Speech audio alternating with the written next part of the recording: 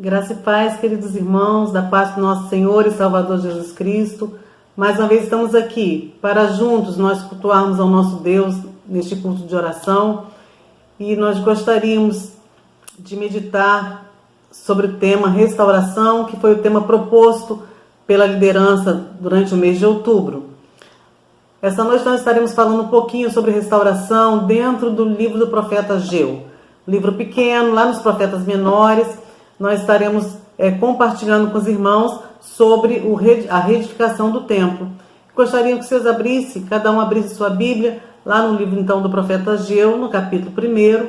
Deixe sua Bíblia aberta para depois nós continuarmos lendo um pouquinho, tá bom? Vamos ler então o capítulo 1, de 1 a 11.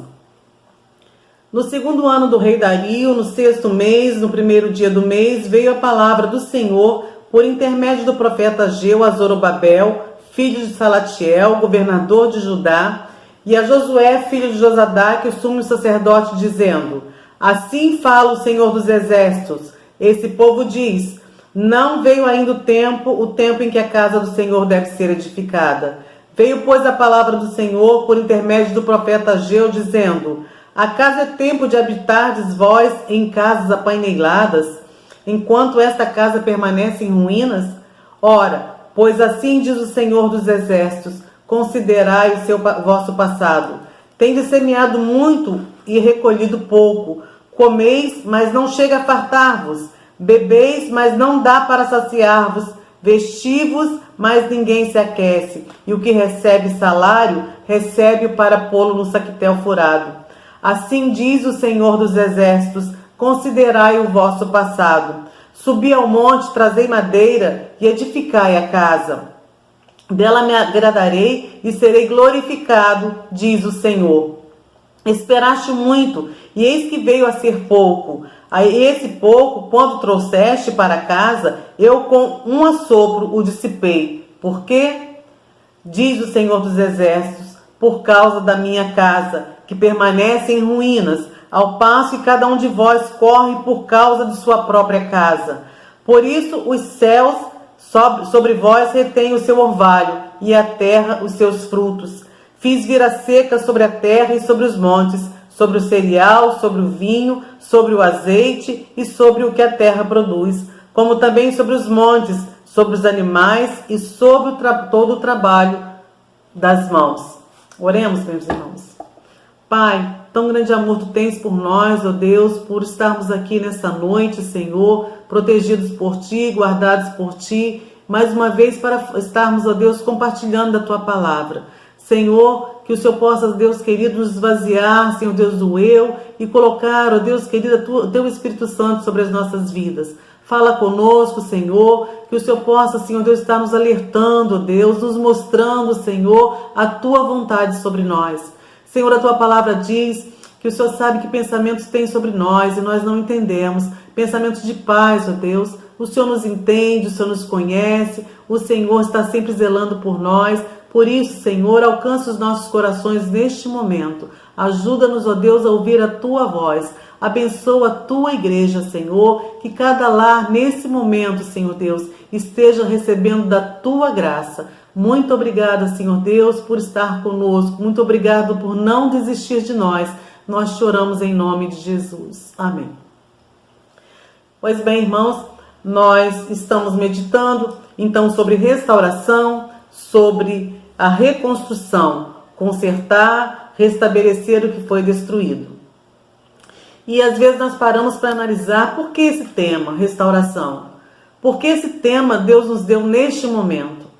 Eu creio que em meio a uma pandemia, em meio a tantos meses dentro de casa, sem sairmos de dentro de casa e ficamos totalmente isolados, sem contato com os nossos entes queridos, sem contato com a igreja, sem contato com pessoas que amamos, foi tempo de pensarmos, foi tempo que Deus nos deu para analisarmos a nossa vida, como nós estamos na presença dEle, quanto tempo nós tivemos dentro dos nossos lares para pensarmos: Deus, como estou na Tua presença, como eu estou contigo. Então, o Senhor nos deu essa palavra essa noite, o Senhor deu aos nossos irmãos o desejo que falássemos sobre restauração durante o mês de outubro, e creio que o Senhor já tem falado conosco. Falou através do nosso presbítero Jonas, do presbítero Lenilson, e que Deus continue falando, como tem falado aos domingos também, através do pastor, do presbítero Daniel e de tantos outros. Então Deus tem agido em nosso meio e tem falado conosco. Nesse texto, o povo de Israel, ele foi levado para o cativeiro babilônico e ficou sob o domínio de um povo pagão. E durante 70 anos, esse povo ficou no exílio. Quando Deus permite que esse povo volte à terra, a terra de Israel, o que acontece à terra de Judá? O Senhor traz o povo de volta, só que eles têm uma grande decepção ao encontrarem a terra totalmente destruída. Não tem mais templo, não tem mais muro, a cidade não tem mais casas, o passado deles, aquilo que eles deixaram já não existia mais, tudo estava acabado. E aí o Senhor os chama, através do profeta Ageu, para que eles possam reconstruir, reedificar o templo do Senhor. E ao iniciar, logo os primeiros momentos, o que acontece com esse povo? O profeta Ageu é chamado para falar com eles sobre a questão da reedificação. Assim fala o Senhor dos Exércitos. Este povo diz: não veio ainda o tempo em que a casa do Senhor deve ser edificada. Esse povo voltou, depois de tanto tempo no exílio, eles começaram a pensar em si próprios. Eles começaram a pensar em edificar casas para si, casas cada um edificando a sua casa. Ainda não era para eles tempo de restaurar o templo, dedicar a vida a Deus. O povo deu desculpa, ainda não é tempo de restauração. E ao estudar esse livro e refletir sobre o nosso tempo, eu fiquei pensando quantos projetos nossos foram parados, quantos sonhos cancelados, desempregos, e quantos deparamos com a perda de entes queridos, né? E aí nós não paramos também para analisar: será que o Senhor, nesse período, queria que nós reconstruíssemos também o nosso templo? E aí, versos 4 e 5 diz: acaso é tempo de habitardes vós em casas apaineladas, enquanto esta casa permanece em ruínas? Ora, pois, diz o Senhor dos Exércitos, considerai o vosso passado. É tempo apenas de pensar em si próprios, com o exterior, enquanto o interior está em ruínas, casas suntuosas, luxuosas, pensar em restauração de uns estudos, terminar a pandemia e voltar para a faculdade correndo, e correr para os projetos, e correr para a agenda cada dia mais avolumada. E esse povo achava que ainda não era tempo, e o Senhor diz: acaso é o tempo de habitardes vós em casas apaineladas, casas luxuosas, enquanto permanece a minha casa em ruína? Considerai o vosso passado. Deus nos dá a oportunidade de olharmos para dentro de nós, de avaliarmos o que fizemos até agora. Porque para que haja restauração, nós precisamos enxergar o que está danificado em nós, o que é prioridade para o Senhor. Nós precisamos buscar dentro do nosso coração aquilo que está faltando, aquilo que está em ruína, aquilo que está fora do lugar. Nós precisamos falar: Senhor, eu preciso colocar a minha vida em ordem. E o que está faltando? O que está em desordem a sua casa? A palavra diz: tendes semeado muito e recolhido pouco, comeis, mas nada chega a fartar-vos, bebeis, mas nada dá para saciar-vos, vestir, mas ninguém se aquece, o que recebe salário recebe um saquetel furado. O que gera tudo isso é uma falta de obediência a Deus. Nada se completa, pois o que se faz não é prioridade, não é o primeiro para Deus. Então aquele povo estava preocupado com si próprio, consigo próprio, estava preocupado em edificar as suas casas, e o Senhor para cada um deles e diz: considerai o vosso passado, porque vocês têm semeado, ao longo do tempo, têm semeado muito e recolhido pouco. Vocês não têm um complemento, porque a desobediência gera consequências. Porque ao deixar de construir o templo, o Senhor retém a bênção. Ao deixar de dedicar a vida ao Senhor, Ele também retém a bênção dele. E novamente o Senhor diz lá no verso 7, considerai o vosso passado. Como está o vosso caminho? Como está o nosso alicerce? Até que ponto nós estamos comprometidos com o alicerce que foi derrubado? Porque para nós começarmos a construir, nós planejamos, mas quando vimos a casa em ruína, nós precisamos reconstruir, o trabalho é muito mais dobrado. E o que nós aprendemos na nossa caminhada e deixamos para trás? Considerai o vosso passado, considerai tudo que você passou, aquilo que você vinha na presença do Senhor, aquilo que você estava na casa do Pai fazendo ao longo do tempo. E depois de tudo isso, o Senhor permite que você vá ao deserto, o Senhor permite que você vá até o exílio. E quando retorna, a prioridade não é para Deus. E o Senhor tem falado à igreja, tem falado ao meu coração. O Senhor tem nos chamado a uma responsabilidade de estarmos colocando a casa em ordem. E o Senhor tem nos dado oportunidade, o Senhor tem nos dado tempo para colocarmos a construção, a reconstrução do nosso templo. E o Senhor diz assim: subi ao monte, trazei madeiras e edificai a casa, dela me agradarei e serei glorificado, diz o Senhor. Para restaurar, precisa de atitude. Subi ao monte e lá busque madeira. O Senhor dá ordem. Não vai ser de qualquer jeito. Para que vocês tenham a reconstrução, para que vocês façam a reconstrução do meu templo, vocês têm que buscar material para isso. Vocês têm que buscar aquilo que é necessário. Primeiro, suba ao monte, vá ao monte, busque madeiras e edificai a casa. Dela me agradarei, porque enquanto nós colocamos à disposição do Senhor o nosso tempo para fazermos, o Senhor se agrada de nós. Não é de qualquer jeito, exige disposição e busca para que o Senhor se agrade. Então não é de qualquer jeito, nós precisamos dedicar tempo para a reconstrução. Dos versos 9 ao verso 11, o Senhor diz que esperaste muito e eis que veio pouco. O Senhor nos exorta hoje, assim como fez com o povo de Israel no passado. Ele tem permitido nós passarmos por dias difíceis para que entendamos que o primeiro lugar é dele.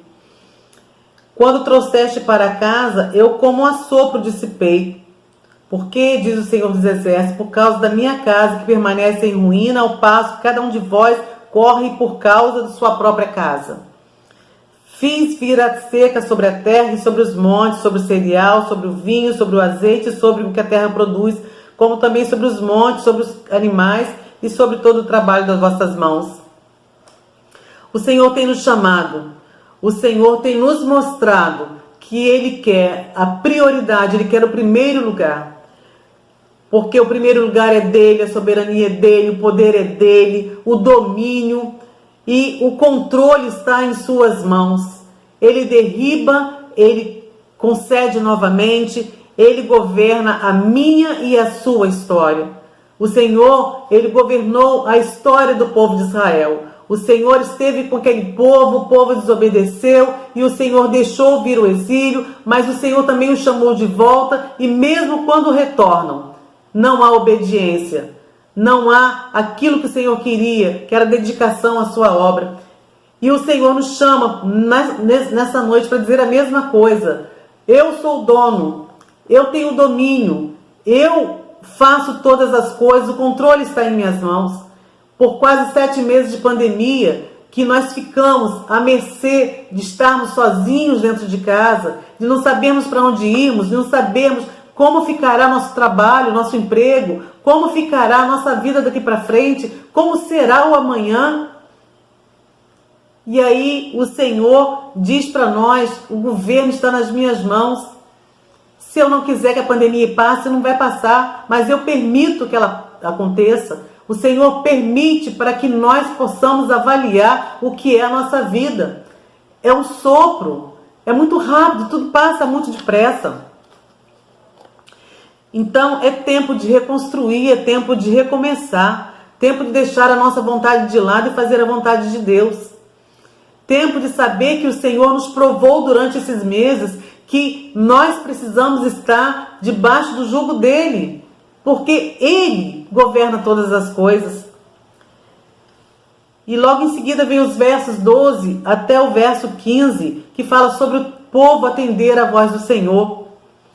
O povo atende e teme ao Senhor, seu Deus.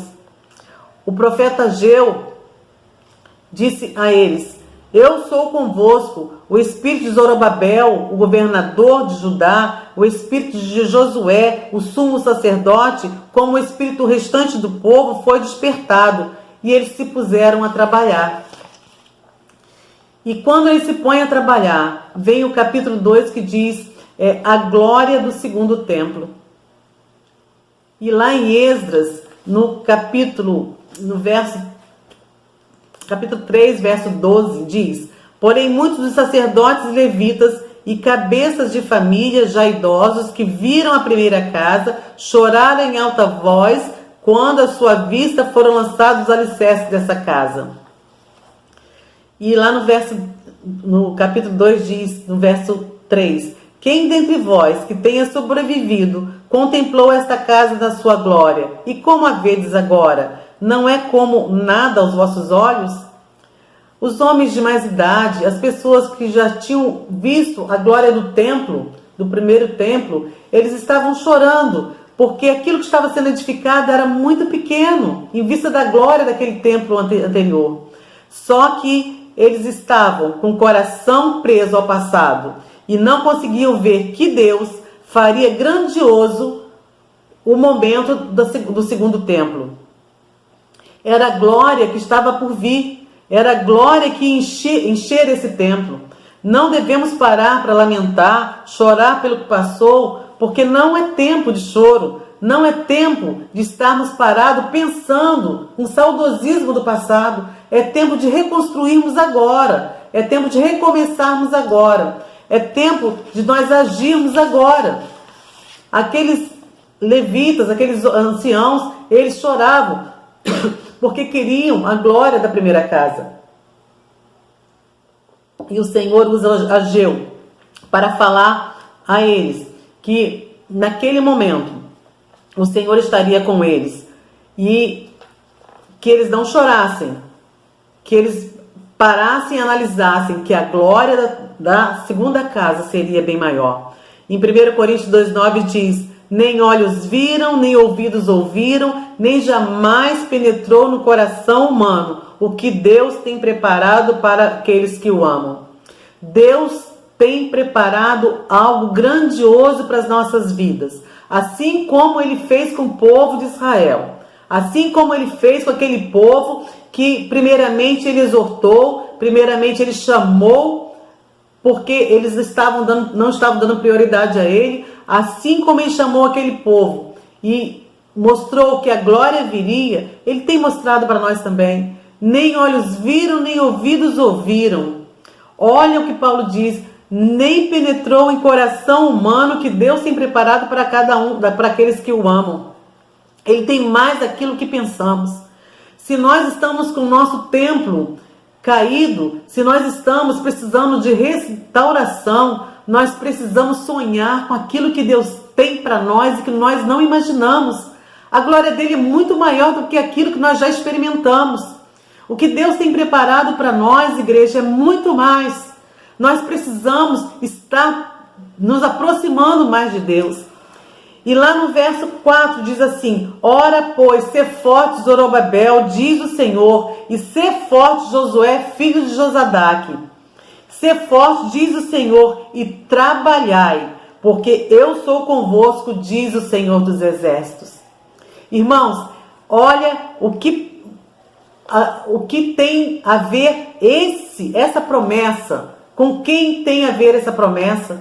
Lá em Josué, no livro de Josué, quando o Senhor fala com ele, o sucessor de Moisés: ser forte e corajoso, não temas, eu serei contigo por onde quer que andares. Olha, a mesma promessa a Josué, sucessor de Moisés, o Senhor faz agora a Josué, o sumo sacerdote, a Zorobabel, também filho de Salatiel, que era governador. O Senhor faz a mesma promessa: ser forte, ser corajoso. Ele repete de novo, ser forte, ser corajoso, trabalhai. O Senhor promete que estará conosco, o Senhor promete que vai estar do nosso lado, o Senhor promete que vai nos dar vitória, que vai nos dar a glória da segunda casa, mas Ele diz, trabalhai, não é parado. Parado nós não conquistaremos nada.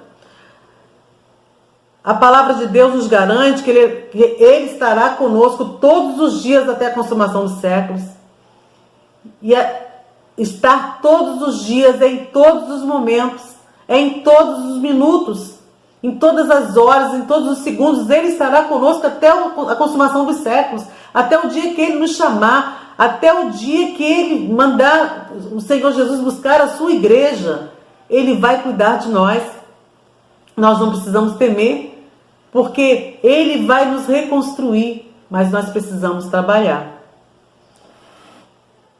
Segundo a aliança, a palavra da aliança que fiz convosco, quando saíste do Egito, o meu espírito habita em meio de vós, não temais, pois assim diz o Senhor dos Exércitos, ainda uma vez dentro em pouco, farei abalar o céu, a terra, o mar e a terra seca. Farei abalar todas as nações e as coisas preciosas de todas as nações virão, e encherei de glória esta casa, diz o Senhor dos Exércitos.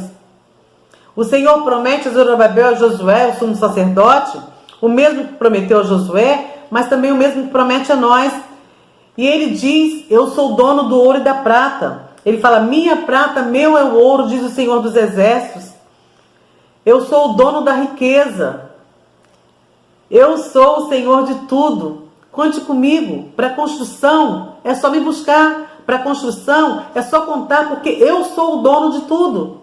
Eu tenho nas minhas mãos toda a riqueza. Eu tenho nas minhas mãos o Espírito Santo que vai estar convosco todos os dias também. Eu tenho o meu Filho que também está convosco todos os dias.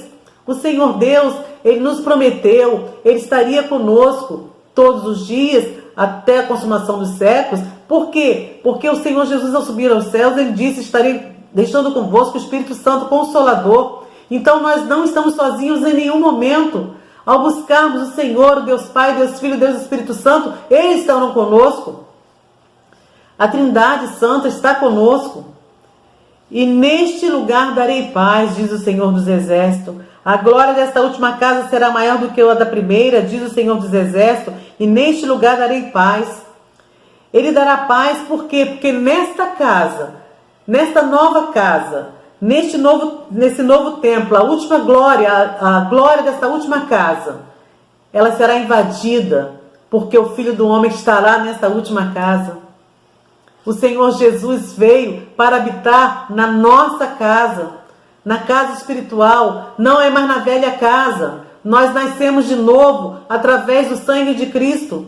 Por isso nós temos uma casa cheia de paz. E o Senhor prometeu isso a nós.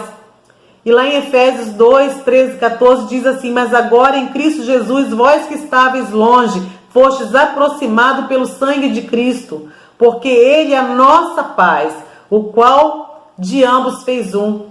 A promessa lá que Ageu faz, que o Senhor faz através de Ageu, dando a palavra a Salatiel e a Zorobabel e a Josué, filho de Salatiel. E neste lugar darei paz, diz o Senhor dos Exércitos. Ele, o Senhor Jesus, é a nossa paz. A partir de Cristo, eu posso reconstruir, restaurar a minha vida, pois eu sei em quem eu tenho crido. Deus está pronto a dar coisas grandiosas a nós e através de nós.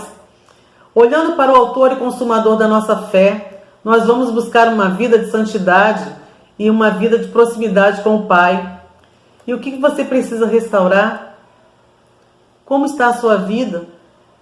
Em que lugar, em que espaço da sua vida está precisando de uma restauração? Na família, no casamento, com os seus filhos, com a igreja, com a comunhão com os irmãos?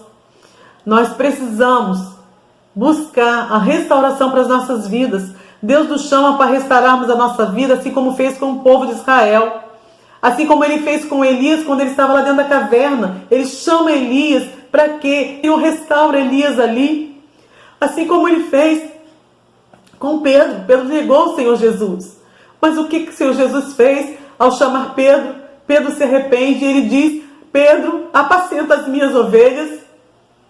E Pedro diz: Senhor, mas o Senhor repete para ele tantas vezes: Pedro, tu me amas? Ele diz: eu te amo, Senhor. Ele diz: apacenta as minhas ovelhas. Ele sempre tem uma palavra de esperança para nós. Por mais que nós estejamos caídos, irmãos, por mais que nós estejamos no meio do caminho, por mais que nossa mente humana, por mais que o nosso coração tenha saudosismo do passado, o Senhor nos chama para o presente, porque Ele quer que a gente olhe para o futuro, que é a glória dEle para as nossas vidas. O Senhor quer que nós levantemos as nossas vozes para estarmos ao lado dEle. O Senhor quer restaurar a minha vida, a sua vida. O Senhor quer mudar a minha história e a sua história. O Senhor quer mudar o meu ministério, o seu ministério, seja ele qual for. Se você é intercessor, interceda mais, busque mais, coloque sua casa em ordem. Se você ministra, ministre mais. Se você é um levita, louve mais, louve de coração, conserte sua vida. Tenha uma vida única, aonde quer que você ande, aonde você colocar a planta do seu pé, que o Senhor esteja contigo e que ali as pessoas vejam que ali está um filho de Deus. Nós precisamos buscar a restauração para aquilo que está perdido, para aquilo que ficou pelo caminho. O povo de Israel encontrou a glória da segunda casa. Depois, ao discorrer, ainda existe algo que aconteceu. Eu gostaria que os irmãos pegassem o livro de Ageu, tem mais um pouquinho só, para poder ser estudado. Só mais um pouquinho. Leia. Você vai entender o que Deus queria falar com aquele povo. Assim como Ele usou lá em Esdras, assim como Ele usou Neemias. Ele vem aqui em Ageu e Ele fala para o povo de Israel. Ele fala para as nossas vidas. 1 de Pedro 5,10, então, que é o texto proposto, diz assim: ora, o Deus de toda graça, que em Cristo nos chamou à sua eterna glória, depois de ter sofrido por um pouco, Ele mesmo vos há de aperfeiçoar, firmar, fortificar e fundamentar. Ele mesmo, o Cristo, vai nos aperfeiçoando a cada dia. Ele mesmo, o Cristo, ao buscarmos, Ele vai nos firmando a cada dia. Ele mesmo, o Cristo, através dele, nós vamos nos fortificando a cada dia. E através de Cristo, o Senhor vai nos fundamentando a cada dia. O Senhor tem nos abençoado. O Senhor quer que nós nos aproximemos cada vez mais dele. Basta nós querermos. Irmãos, a esse Deus, a esse Senhor, que seja dado o domínio, a Ele o domínio pelos séculos dos séculos. Que o Senhor esteja nos abençoando a cada dia, a cada manhã. Eu gostaria, terminando,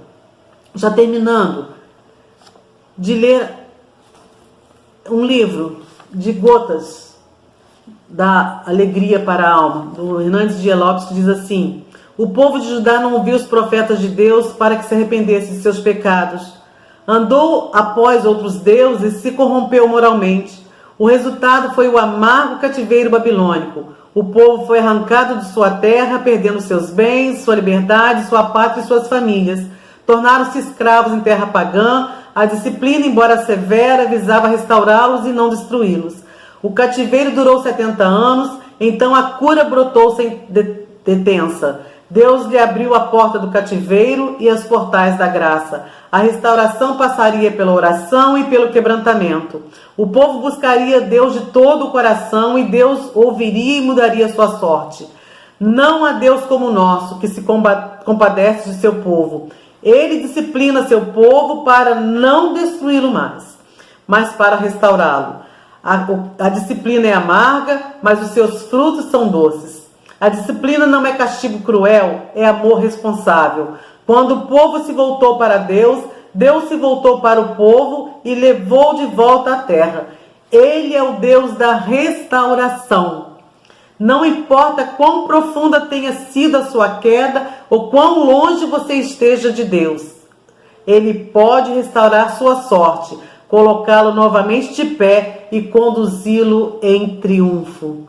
Que Deus nos abençoe. Que o Senhor complete o que está incompleto e que o Senhor possa restaurar a nossa sorte, como Ele fez com o povo de Israel. Amém? Vamos orar? Deus, nós te louvamos, Pai, por essa noite, agradecemos, Senhor, porque Tu és um Deus de graça, de misericórdia, o Deus que fala aos nossos corações e nos trata. O Senhor não nos deixa, Senhor Deus, de qualquer jeito. O Senhor nos quer plenos na Tua presença. Por isso, continue nos abençoando, Senhor Deus, derramando o Teu Espírito sobre nós. Abençoa-nos, ó Deus, dá-nos a noite de paz, um sono tranquilo, que a Tua proteção esteja sobre cada vida, Senhor Deus, que está ouvindo nesta hora. Que a Tua graça e a Tua misericórdia se renove em nossas vidas a cada dia. Perdoa as nossas faltas, aumenta, Deus, a nossa fé em Ti. Abençoa a Tua igreja, Senhor. Abençoa, Senhor Deus, a cada um, Senhor Deus, os nossos líderes, ó Pai. Toma nas Tuas mãos nosso pastor, Senhor, a nossa liderança. Que cada um, Senhor Deus, receba, Senhor Deus, aquilo que o Senhor tem preparado para eles. Senhor Deus, que a Tua paz esteja conosco em todo o tempo. Nós choramos em nome de Jesus. Amém.